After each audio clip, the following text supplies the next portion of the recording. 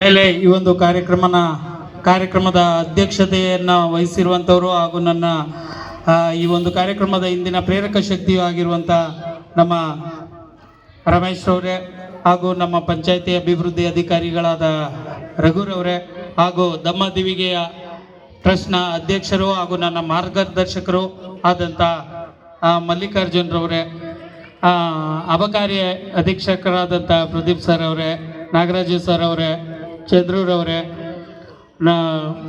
ನಾರಾಯಣಪ್ಪ ಅವರೇ, ಮತ್ತು ಗೋವಿಂದ್ರವರೇ, ಪುಟ್ಟೇಗೌಡ್ರೆ, ಮಲ್ಲೇಶಣ್ಣವರೇ ಹಾಗೂ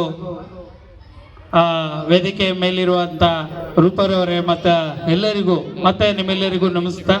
ಈ ಒಂದು ಕಾರ್ಯಕ್ರಮದ ಉದ್ದೇಶದ ಬಗ್ಗೆ ನಾನೊಂದು ಪ್ರಾಸ್ತಾವಿಕ ನುಡಿಯನ್ನು ಹೇಳಬಯಸ್ತೇನೆ.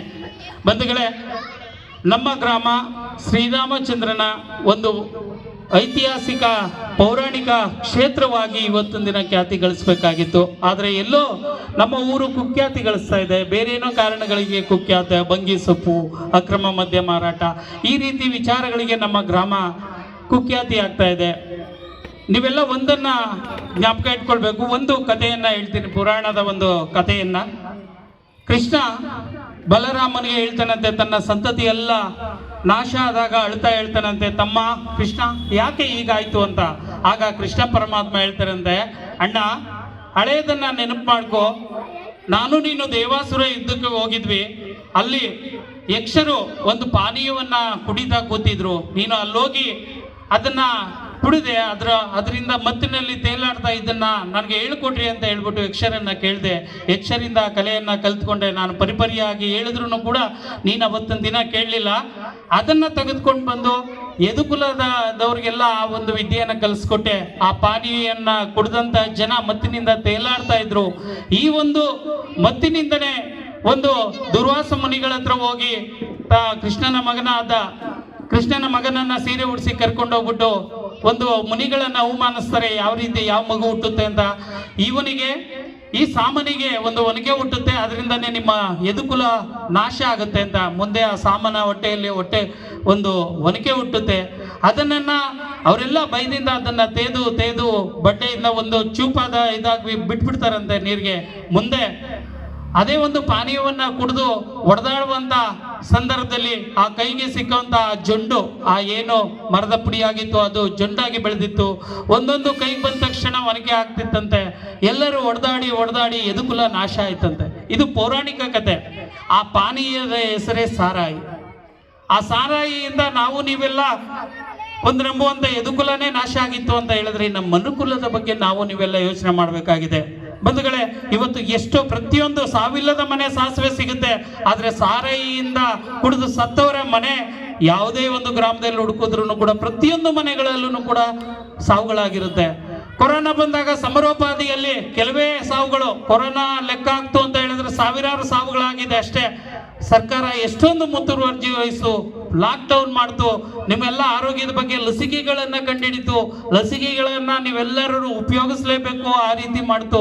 ಆದ್ರೆ ಸಾರಾಯಿ ಮತ್ತೊಂದು ಕಡೆ ಸಾರಾಯಿ ಕುಡಿದು ಗ್ರಾಮೀಣ ಪ್ರದೇಶದ ಜನ ಸಾಯ್ತಾ ಇದ್ರು ಕೂಡ ಕಳಪೆ ದರ್ಜೆಯ ಒಂದು ಮದ್ಯ ಮಾರಾಟ ಸುಲಭವಾಗಿ ಕೈ ನೀಡುವಂಥದ್ದು, ಇವೆಲ್ಲ ಜನರ ಸಮಸ್ಯೆಗೆ, ಆರೋಗ್ಯದ ಸಮಸ್ಯೆಗೆ ಒಳಗಾಗಿ ಸಾಯ್ತಾ ಇದ್ರು ಕೂಡ ಸರ್ಕಾರ ಅದ್ರ ಬಗ್ಗೆ ತಲೆ ಕೆಡಿಸ್ಕೊಳ್ತಾ ಇಲ್ಲ.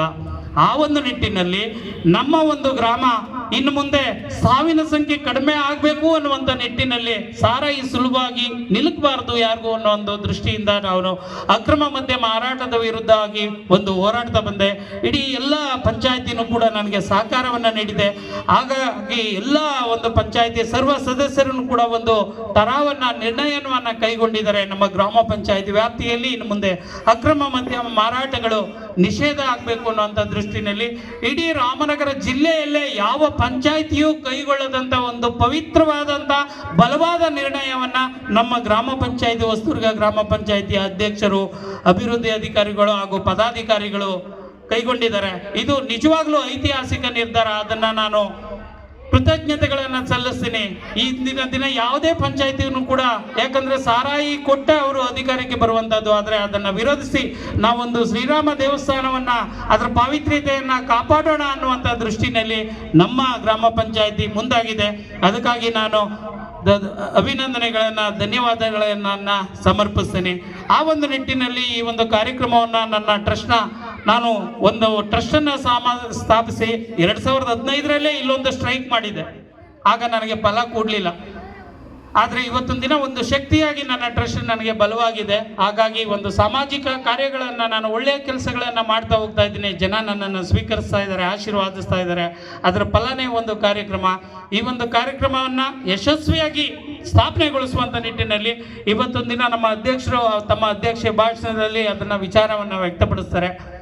ಮುಂದಿನ ದಿನಗಳಲ್ಲೂ ಕೂಡ ನಾವು ಅಕ್ರಮ ಮದ್ಯ ಮಾರಾಟವಾಗದೇ ಇರುವಂಥ ನಿರ್ಣಯಗಳನ್ನು ನೀವೆಲ್ಲ ಇವತ್ತೊಂದು ಯುವ ಪಡೆ ಏನಿದೆ ನಮ್ಮ ಗ್ರಾಮದಲ್ಲಿ ಅದನ್ನು ಕಾಪಾಡಿಕೊಳ್ಬೇಕಾಗಿದೆ. ಆ ನಿಟ್ಟಿನಲ್ಲಿ ನೀವೆಲ್ಲ ನನ್ನ ಜೊತೆ ಕೈ ಜೋಡಿಸ್ಬೇಕು ಅಂತ ಕೇಳ್ಕೊಳ್ತಾ ನನ್ನ ಒಂದು ಪ್ರಾಸ್ತಾವಿಕ ನುಡಿಯನ್ನು ಮುಗಿಸ್ತಾ ಇದ್ದೀನಿ. ಧನ್ಯವಾದಗಳು.